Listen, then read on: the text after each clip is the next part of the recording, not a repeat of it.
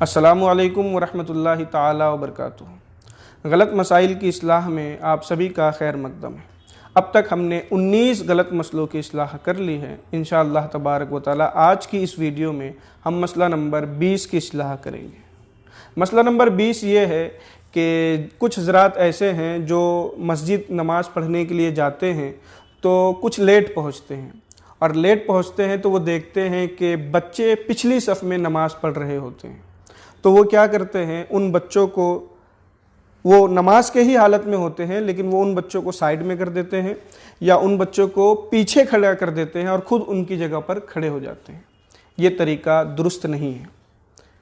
ہاں، مسئلہ یہی ہے کہ جماعت میں آگے مرد کھڑے ہوں گے اور ان کے پیچھے بچے کھڑے ہوں گے، لیکن یہ اس وقت ہے کہ نماز ابھی شروع نہیں ہوئی ہے۔ لیکن ایک مرتبہ نماز شروع ہو جائے تو کسی بعد میں آنے والے کو یہ حق نہیں پہنچتا کہ وہ پہلے سے کھڑے نماز پڑھ رہے بچے کو پیچھے کرے اور خود اس کی جگہ پر آئیں۔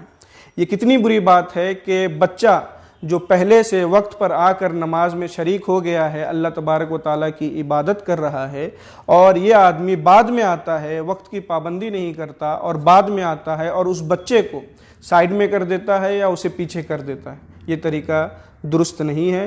تو بعد میں جو حضرات آتے ہیں ان کو جہاں بھی جگہ خالی جگہ مل جائے وہ وہیں کھڑے ہو کر نماز پڑھیں، کسی بچے کو دائیں طرف یا پیچھے نہ کریں۔